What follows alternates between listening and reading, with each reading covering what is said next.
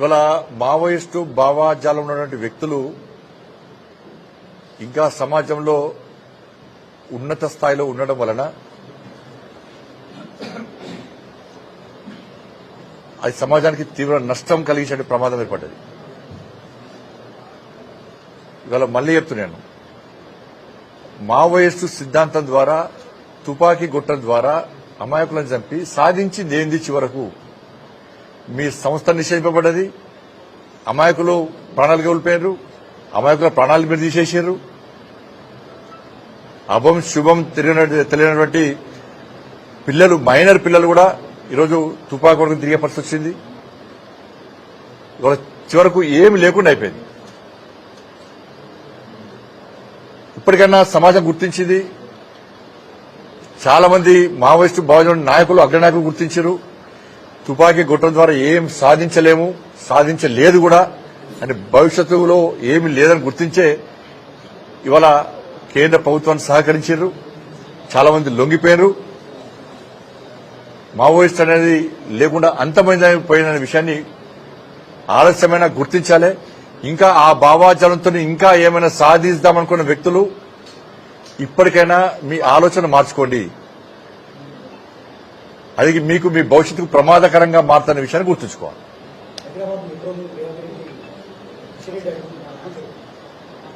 ఇప్పుడు తెలంగాణ రాష్ట్ర అభివృద్ధికి కట్టుబడి ఉన్నాం. మేము ఏ ప్రాజెక్టులు మేము అడ్డుకునే స్థితిలో మేము లేము. నరేంద్ర మోడీ గారు ఒక ప్రాజెక్టును అడ్డుకుంటే వారు సహించరు. ఇది కాంగ్రెస్ పార్టీ ప్రభుత్వం కాదు, ఇది ఎన్డీఏ ప్రభుత్వం, నరేంద్ర మోడీ ప్రభుత్వం. నిరంతరం అభివృద్ధిని కొనసాగించే ప్రభుత్వం తప్ప అభివృద్ధిని అడ్డుకునే ప్రభుత్వం కాదు. నిజంగా కేంద్ర ప్రభుత్వానికో కిషన్ రెడ్డి గారికో అభివృద్ధిని అడ్డుకోవాలనే ఆలోచన ఉంటే తెలంగాణ రాష్ట్రానికి ఇన్ని ప్రాజెక్టులు ఎందుకు వస్తాయి? ఇన్ని నిధులు ఎంత వస్తాయి? ఒక మెట్రో ప్రాజెక్టుని అడ్డుకోవాల్సిన అవసరం కిషన్ రెడ్డి గారికి ఏమొచ్చింది? కాబట్టి అసత్య ఆరోపణలు ఇవన్నీ అర్థం పడతలేని ఆరోపణలు. దీన్ని ప్రజలు గమనించారు, ప్రజలు గుర్తించారు. హైదరాబాద్ భాగ్యనగర్ అభివృద్ధికి, వరంగల్ కార్పొరేషన్ అభివృద్ధికి, ఖమ్మం కార్పొరేషన్ అభివృద్ధికి నరేంద్ర మోడీ గారి ప్రభుత్వం కట్టుబడి ఉంది కాబట్టే ఇవాళ వేల కోట్ల రూపాయల నిధులు భాగ్యనగర్ గాని, హైదరాబాద్ జీఎస్ఎంసీలకు గాని, వరంగల్ కార్పొరేషన్ గాని, ఖమ్మం గాని ఇవాళ ఇన్ని వేల కోట్ల రూపాయలు నిధులు ఇస్తున్నామంటే మా యొక్క కమిట్మెంట్, మా యొక్క నిబద్ధతను ప్రజలు గుర్తిస్తున్నారు. ఒక కాంగ్రెస్ పార్టీ సర్టిఫికేట్ మాకు అవసరం లేదు. ధన్యవాదాలు.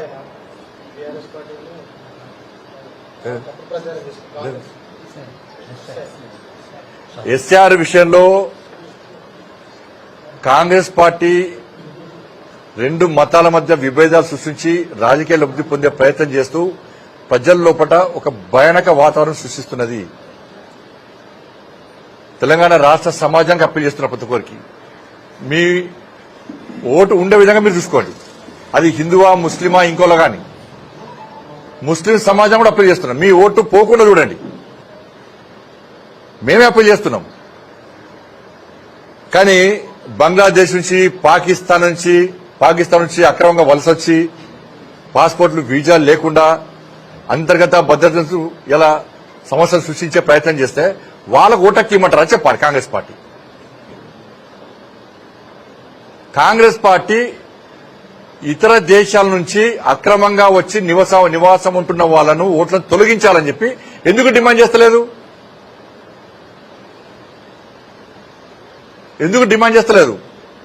ఇలా ఇక్కడ ముస్లింలను అక్కడ ముస్లింలతో పోల్చొద్దు. కాంగ్రెస్ పార్టీ పోలుస్తున్నది. వాళ్ళ మేము పోల్చలేము. ఎస్, తెలంగాణలో ముస్లింస్, తెలంగాణ ముస్లింస్ అలా ఇక్కడ ఓటర్సే, మేము వ్యతిరేకిస్తలేం ఆడ. కానీ కాంగ్రెస్ పార్టీ ఏం చేస్తున్నది? మేమేమంటున్నాం? అక్రమంగా వలస వచ్చిన వాళ్ళను అంటున్నాం. కాంగ్రెస్ పార్టీ సమాధానం చెప్పాలి. వాళ్లకు ఇక్కడ ముస్లిం పోలికేంది? కానీ పోల్చి కాంగ్రెస్ పార్టీ చూస్తున్నది. బెంగాల్లో బెంగాల్లో ఏం జరిగింది? బంగ్లాదేశ్ చొర బజార్లు వచ్చి అక్రమంగా బెంగాల్లో పశ్చిమ బెంగాల్ నివాసం ఉంటారు కాబట్టి వాళ్ళ ఓట్ల ద్వారా గత ప్రభుత్వం అధికారం చెలాయించాలని ప్రయత్నం చేసింది కాబట్టి ఓట్లను తొలగించారు. ఏమైంది? తప్పేముంది అలా? ఏం జరిగింది బెంగాల్? అదే జరిగింది. కాబట్టి ఇక్కడ తెలంగాణలోని ముస్లింలను కాంగ్రెస్ పార్టీ అవమానపరుస్తున్నది. ఇతర దేశాల నుంచి అక్రమంగా వలస వచ్చిన వాళ్ళతో పోల్చి ఇక్కడ ముస్లిం సమాజాన్ని కాంగ్రెస్ పార్టీ అవమానపరుస్తున్నది. ముస్లిం సమాజానికి కాంగ్రెస్ పార్టీ క్షమాపణ చెప్పాలి. ఫస్ట్ కాంగ్రెస్ పార్టీ ముస్లింలు తొలగించి ఇలా బీజేపీ నేరమెట్టాల్సిస్తున్నది. ఈ దేశ పౌరులు, ఈ తెలంగాణ పౌరులను ఓటు తొలగించేటువంటి హక్కు ఎవరికి లేదు. కాబట్టి ఓటర్లు అందరూ కూడా వాళ్ళ ఓటు ఉండే విధంగా మీరు చూసుకోండి. వాళ్ళు హిందువులా ముస్లింలా కాదు. దానికి కట్టుబడి భారతీయ జనతా పార్టీ ఉన్నది. కానీ కాంగ్రెస్ పార్టీ దాని విరుద్ధంగా వివరిస్తున్నది. ధన్యవాదాలు.